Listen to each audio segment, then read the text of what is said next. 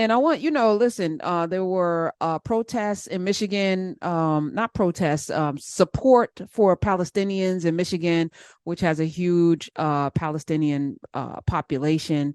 Dearborn, I think, is the main city that has the most.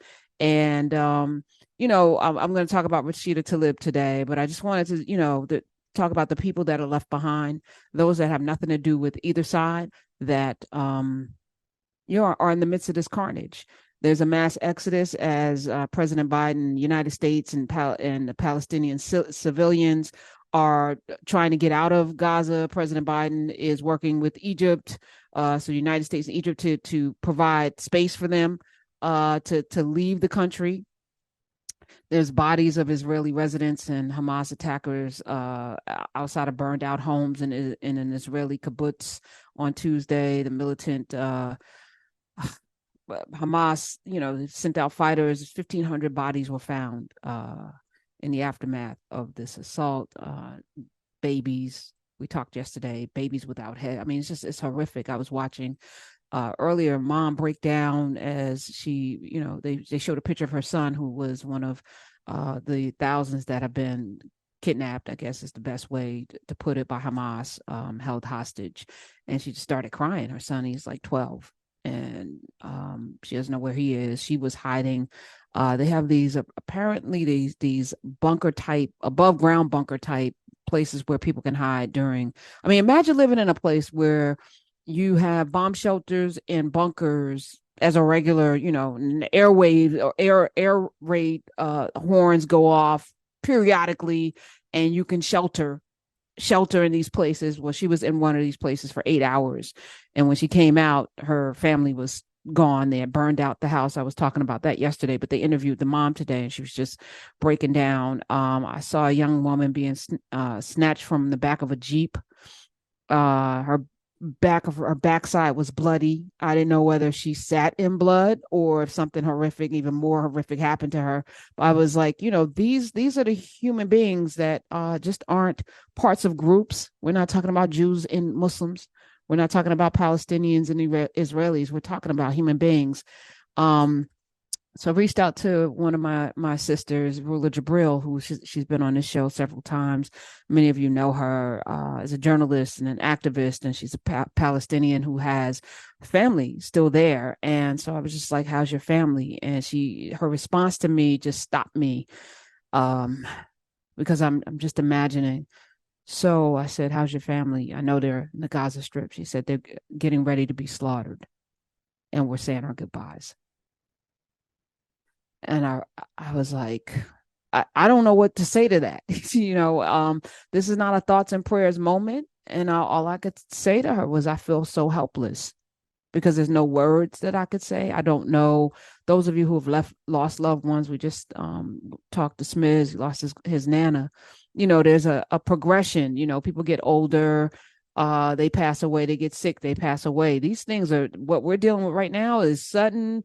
Even if you were living in these war-torn, and I would call this area war-torn, because there's always some bombs and things happening, some things going off, but you don't expect to have to say goodbye to your family, because you know that there's about to be a mammoth amount of bombs hitting that very small area that is densely populated. And it reminds me even of, Hiroshima and Nagasaki, again, civilians. And we've talked about this on the anniversary of it. And as an American, it's complicated, because if Israel falls, so does this country. I believe that's the domino, right? So you can't want that to happen, right? If you live in America, if you are here with your family here, and it's a complicated thing being Black in America, as Baldwin and many others have written about and spoken about, Malcolm before that. And it's complicated being Black in a country where you understand oppression and you understand absolute, discrimination. You understand apartheid. Those who are in South Africa, you understand what that looks like. We see it in cities all throughout this country. But again, we're dealing with people, which is why the rhetoric has to stop, and we got to turn down the noise and the volume around categorizing whole groups of people and then demonizing them as if everybody's in the same boat because you share a religion or a faith or a complexion or an ideology. Doesn't make you a terrorist. And media has to do a better job of showing all sides. This is what I was taught as a journalist. I'm going to bring my full self to it, but we need more journalists in these spaces to be able to tell more stories. We can't just send Anderson Cooper out everywhere. I know it's nice seeing him. It's nice seeing Ali Velshi out there too. I feel like he's going to be at least giving us a fair and balanced, which is what we should get. This is what we demand of media. Like, give all sides. I get it. You have the power to shape people's emotions around what is going on because this is the only medium through which we can digest this content. We're not there unless you have connection to people there. And if you have connection to people there, you're going to be biased because you love the people that you love. You love the people that you love and you don't want them to die. So yeah, you're going to lean in heavily on the side of, I don't want my people to die.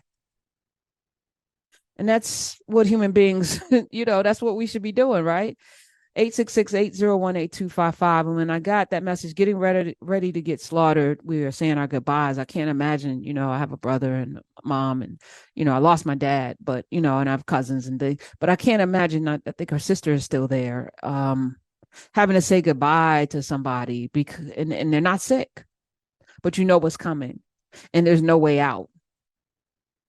I don't know what that feels like. And I just want us to spend just a moment of time trying to find empathy for everybody who is not a part of the terrorists who are not terrorists, but who are just people who live in a place that this thing happened, and the babies and the elderly and all of the carnage on all sides. And this is not a both sides conversation, but this is a both sides that both sides have people, human beings that don't deserve to die.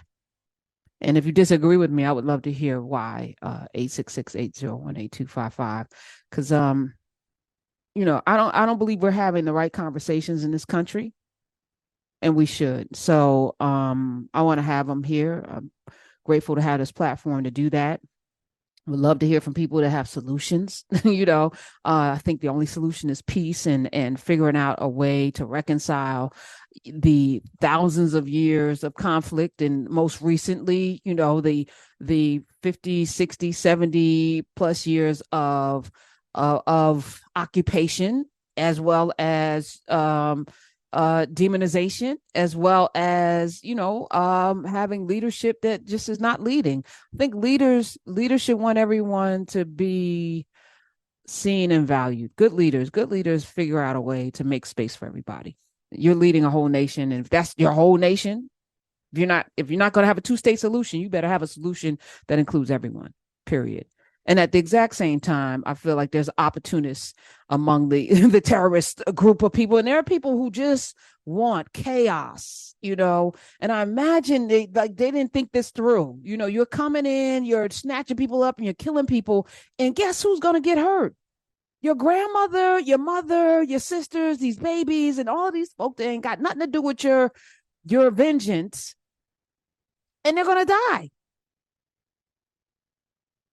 So I'm just like, damn. And in this country, we have, folk, again, it's very complicated. It's a very complicated thing, and it's not that simple.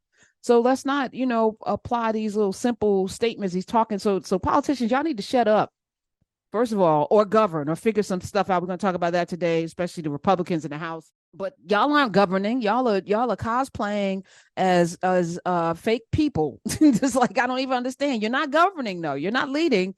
You're doing something else, and it's really ugly. And this is how we got here. George Santos, 23 indictments yesterday. I'm gonna play a clip from that. It's ridiculous.